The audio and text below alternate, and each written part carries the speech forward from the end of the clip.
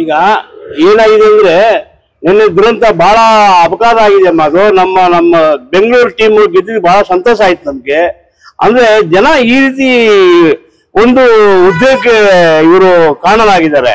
ಇವ್ರು ಏನ್ ಮಾಡಿದ್ರು, ಸರ್ಕಾರದವರು ಇಲ್ಲೊಂದ್ ಕಡೆ ಮಾಡ್ತೀವಿ ಅಲ್ಲೊಂದ್ ಕಡೆ ಮಾಡ್ತೀವಿ ಜನಗಳನ್ನ ದುಂಬೆ ಎಬ್ಬರಿಸ್ಬಿಟ್ರು. ಆ ದುಂಬೆ ಎಬ್ಬರಿಸ್ಬಿಟ್ಟು ಜನಗಳಿಗೆ ಯಾವ ಕಡೆ ಬರ್ತಾರೋ ಯಾವ ಕಡೆ ಹೋಗೋದು ಯಾಕೆಲ್ಲ ಬರೋದಂದ್ರೆ ಜನಗಳೇ ಆ ಗೇಟ್ ಇಂದ ಸ್ವಲ್ಪ ತಾಳ್ಮೆಯಿಂದ ಚೆನ್ನಾಗಿತ್ತು. ಬಟ್ ಅಂದ್ರೆ ಬಹಳ ಅನ್ಯಾಯ ಆಯ್ತು ನಮಗೆ. ನೋಡ್ಬಿಟ್ಟು ಟಿವಿ ನೋಡ್ಬಿಟ್ಟು ನಮಗೆ ಬಹಳ ನೋವಾಯ್ತು. ಇದು ಆಗ್ಬಾರ್ದಾಯ್ತು, ಆಗೋಯ್ತು. ದೇವ್ರೆ ಕಾಪಾಡ್ಬೇಕು. ಜನಗಳಿಗೂ ಸ್ವಲ್ಪ ಅರಿಬೇಕು. ಈ ಹುಡುಗರು ಏನ್ ಗೊತ್ತಾ, ಆತ್ರ ಜಾಸ್ತಿ, ನೋಡ್ಬೇಕು ಮಾಡ್ಬೇಕು ಅಂತ. ಅಲ್ಲಿ ಜನ ಕಂಟ್ರೋಲ್ ಮಾಡಕ್ ಆಗಲ್ಲ. ಈ ದುರಂತ ನಾವು ಕಪ್ ಗೆದ್ದಿದ್ದು ಬಹಳ ಸಂತೋಷ ಆಯ್ತು. ಇದ್ರೂ ಇದು ನಮ್ಗೆ ಒಂದು ನೋವು ತಂತಮ್ಮ. ಅಷ್ಟು ಹೇಳಕ್ ಇಷ್ಟಪಡ್ತೀನಮ್ಮ ನಾನು.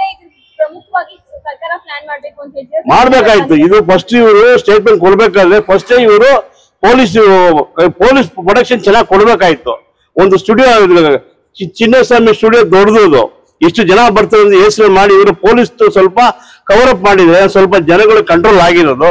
ಅಂದ್ರೆ ಕಾರಣಾಂತರ ಇವ್ರ ತಪ್ಪೇ, ಇವ್ರದ್ದು ತಪ್ಪಿದೆ, ನಮ್ ಜನಗಳು ಸ್ವಲ್ಪ ತಪ್ಪಿದೆ. ಸ್ವಲ್ಪ ಹುಡುಗರು ಅರ್ಥ ಮಾಡ್ಕೋಬೇಕು.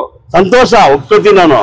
ಈ ತರ ದುರಂತ ಪಾಪ ಅವ್ರು ಎತ್ತೋ ಏನ್ ತಿಳ್ಕೊಬೇಕು ಹೇಳಿ. ಪಾಪ ಅವ್ರ ನೋವು ಕಣ್ಣಲ್ಲಿ ರಕ್ತ ಬರ್ತದೆ. ಅವ್ರು ಹೇಳ್ತಾ ಇದ್ರೆ ನಮ್ಗೆ ನೋವಾಗುತ್ತೆ. ದಯವಿಟ್ಟು ಇನ್ಮೇಲಾದ್ರೂ ಸ್ವಲ್ಪ ಜನ ಅರ್ತ್ಕೊಂಡು ಸರ್ಕಾರ ಅದು ಜ್ಞಾನ ಮಾಡ್ಕೊಂಡು ಯಾವ ತರ ಜನಗಳಿಗೆ ಸೇಫ್ಟಿ ಕೊಡ್ಬೇಕು ಅದು ಕೊಟ್ರೆ ಒಳ್ಳೇದಮ್ಮ.